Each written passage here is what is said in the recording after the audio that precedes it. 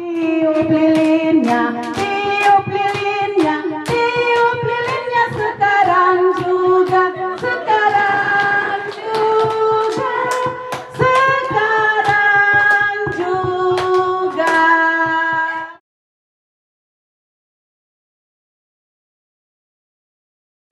Yang terhormat Pastor Yan Silvianus Kora APR, yang kami hormati Koordinator Ormas Gereja Nidan Kerawang Bidang 2 DPP Bunda Teresa dari Kalkuta GPI, Bapak Luki Rorong, dan semua ibu-ibu sahabat hati wanita Katolik Republik Indonesia Ranting Santa Bernadette yang berbahagia. Kami ucapkan selamat datang untuk kita semua dan semoga kita semua dalam keadaan yang baik dan sehat. Di hari yang istimewa ini patutlah kita panjatkan segala puji dan syukur kepada Tuhan Yang Maha Kuasa, karena atas kasih dan rahmat-Nya kita semua boleh terkumpul di tempat ini dalam rangka Pesta Pelindung dan perayaan HUT kelima Wanita Katolik Republik Indonesia Ranting Santa Bernadette Subiru.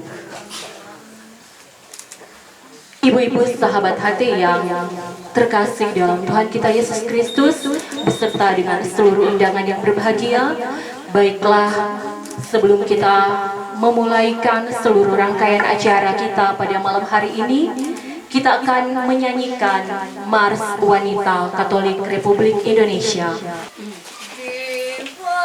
Dan raga selalu bahagia. Wanita Katolik berjiwa bekerja, tujuan utama menolong sesama, menegakkan negara Indonesia berlandaskan dasar suci Pancasila. Wanita Katolik se-Indonesia serentak menghimpun daya tenaga, menyusun dunia tentram sentosa, jiwa dan raga selalu bahagia. Wanita Katolik berjuang berkorban, membela gereja, negara dan bangsa, selalu berusaha sepenuh jiwa, melambangkan obor suci bercahaya. Wanita Katolik se-Indonesia serentak menghimpun daya tenaga, menyusun dunia tentram sentosa, jiwa dan raga selalu bahagia. Wanita Katolik inti keluarga, mendidik putera dan cinta negara, berkarya membentuk dunia sejahtera, cita-cita kemakmuran Indonesia. Wanita Katolik se-Indonesia serentak menghimpun daya tenaga, menyusun dunia tentram sentosa, jiwa dan raga selalu bahagia. Ibu-ibu sahabat hati dan seluruh undangan yang kami hormati, baiklah selanjutnya kita akan masuk dalam acara berikutnya, yaitu Misa Syukur yang akan dipersembahkan oleh Pastor Yan Silvianus Kora APR. Sang Kristus sudah bangkit, cerahlah dunia, mengajar dari salib, cahaya benderang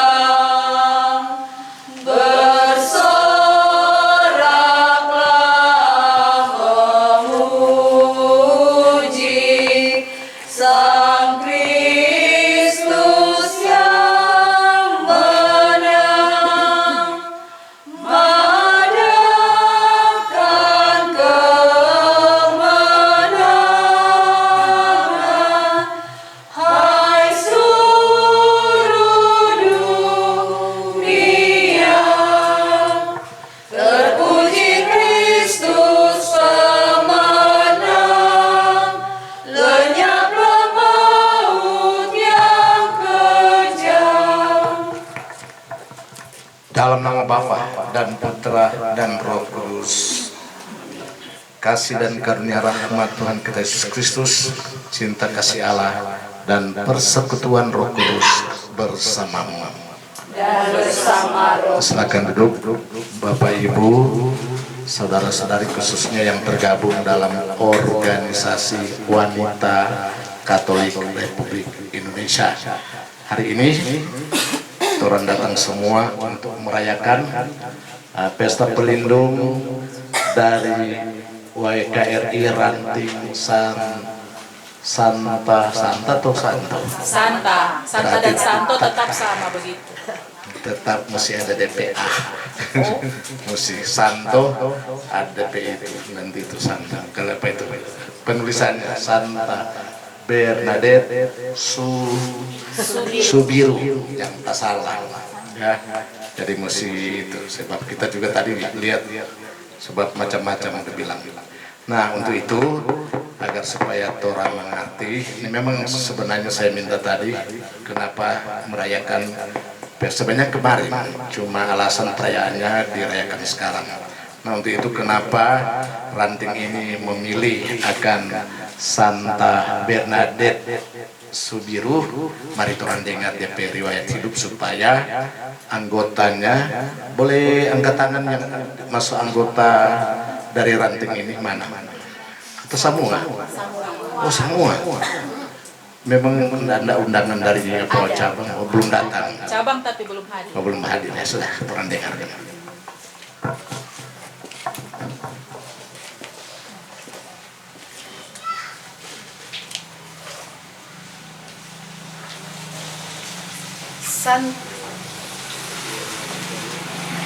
Santa Bernadette Subiru, pengaku iman. Mary Bernadette Subiru lahir di Louders pada tahun 1844. Ia adalah anak sulung dari keluarga Francois Subiru, seorang pengusaha gilingan gandum yang jatuh miskin. Semasa remajanya ketika berumur 14 tahun, ia sering sakit-sakitan sehingga tubuhnya tampak lemah dan geraknya lamban. Meski demikian, ia tetap bersikap ramah kepada semua orang. Ketika Bernadette bersama dua orang adiknya, Mary dan Yana, mencari kayu bakar di dekat gua Masabile, ia mengalami peristiwa ajaib. Ia melihat seorang wanita muda yang sangat cantik berdiri di dalam lingkaran cahaya ajaib di mulut gua itu. Wanita muda itu berpakaian putih cemerlang, ikat pinggangnya berwarna biru langit, kerudungnya panjang hingga menyentuh kakinya.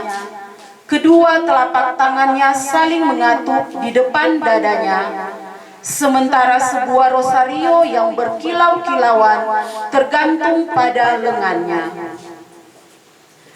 Peristiwa ajaib ini terjadi pada tanggal 11 Februari 1858. Sekembalinya di rumah, Bernadette menceritakan peristiwa ajaib itu kepada orang tuanya. Ia dimarahi dan diejek oleh orang tuanya dan orang-orang lain.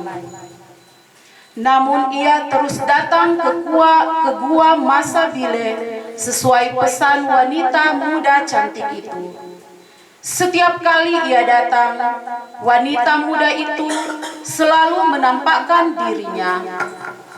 Hal ini terjadi sebanyak 18 kali, mulai dari 11 Februari sampai 16 Juli 1858. Mula-mula wanita cantik itu tidak menyatakan siapa dirinya.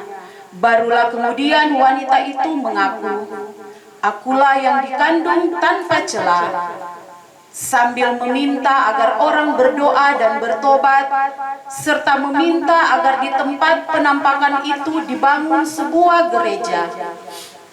Peristiwa ini sempat meresahkan masyarakat, pejabat negara, dan gereja. Polisi sempat melarang keras semua orang datang ke gua Masabile. Meski demikian, makin lama makin banyak orang datang bersama Bernadette ke gua Masabile.